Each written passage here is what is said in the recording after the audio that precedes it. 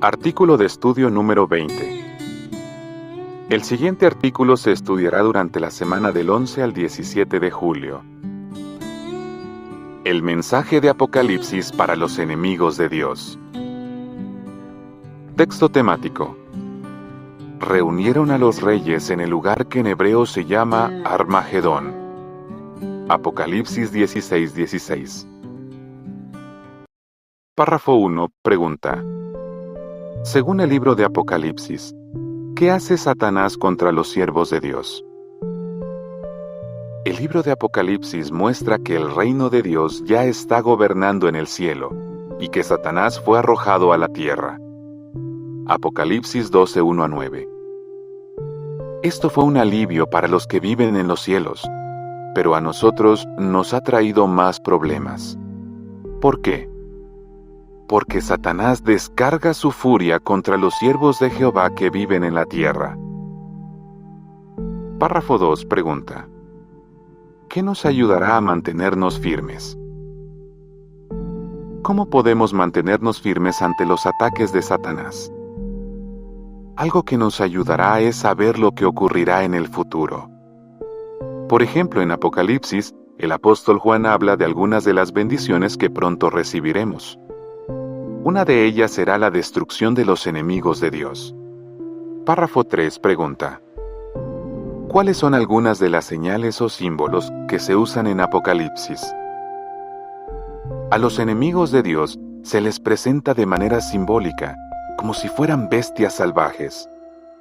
Por ejemplo, se habla de una bestia salvaje que subía del mar y tenía 10 cuernos y 7 cabezas. Apocalipsis 13:1. A esta le sigue otra bestia salvaje que subía de la tierra, habla como un dragón y hace bajar fuego del cielo. Apocalipsis 13:11-13. Entonces, se menciona una bestia salvaje de color rojo escarlata, sobre la que va sentada una prostituta. Estas 3 bestias salvajes representan a enemigos que se han opuesto a Jehová y su reino durante mucho tiempo. Párrafos 4 y 5. Pregunta. ¿Cómo nos ayuda Daniel 7:15-17 a entender el significado de los símbolos de Apocalipsis? Muchos de los símbolos de Apocalipsis ya se mencionan en otros libros de la Biblia. Por ejemplo, el profeta Daniel tuvo un sueño en el que vio que 4 bestias enormes salieron del mar. Daniel 7:1-3. Y Daniel mismo nos dice que estas bestias enormes representan a 4 reyes o gobiernos. Párrafo 6. Pregunta. ¿Qué representa la bestia salvaje de 7 cabezas que se menciona en Apocalipsis 13:1-4? La Biblia dice que esta bestia parece un leopardo, pero sus pies son como de oso y su boca como de león, y tiene 10 cuernos. Las 4 bestias del capítulo 7 de Daniel también tienen estas características, pero por separado. Sin embargo, Apocalipsis habla de una sola bestia que tiene todas estas características. De modo que esta bestia salvaje no representa un solo gobierno o imperio mundial. Apocalipsis dice que tiene autoridad sobre toda tribu, pueblo, lengua y nación. Así que su poder es mayor que el de cualquier gobierno de un país. Apocalipsis 13:7.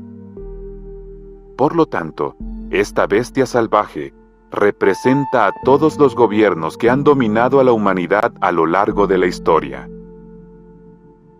Párrafo 7. Pregunta. ¿Qué representan las 7 cabezas de la bestia salvaje? De todos los gobiernos que Satanás ha utilizado, hay 7 que podrían compararse a cabezas porque han tenido un papel destacado. Son imperios mundiales que han tenido un gran impacto en el pueblo de Dios. Para los días del apóstol Juan, 5 de estos imperios ya habían gobernado y caído: Egipto, Asiria, Babilonia, Medo-Persia y Grecia. El 6º, que era Roma, estaba en el poder cuando Juan recibió esta revelación. Párrafo 8. Pregunta.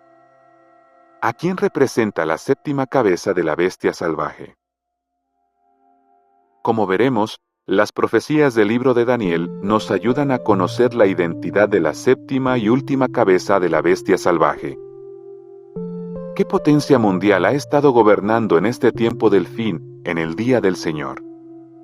La potencia mundial formada por el Reino Unido y Estados Unidos.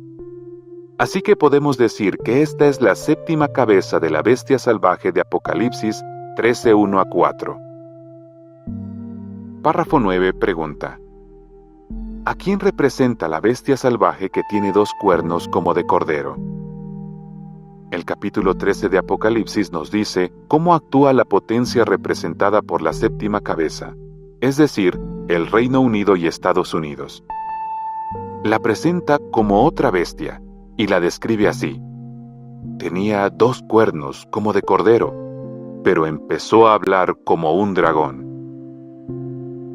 Párrafo 10 pregunta: ¿qué representa la imagen de la bestia salvaje? Ahora vemos otra bestia. Se parece mucho a la bestia salvaje de 7 cabezas, pero esta es de color rojo escarlata. Apocalipsis la llama la imagen de la bestia salvaje, y dice que es un 8º rey.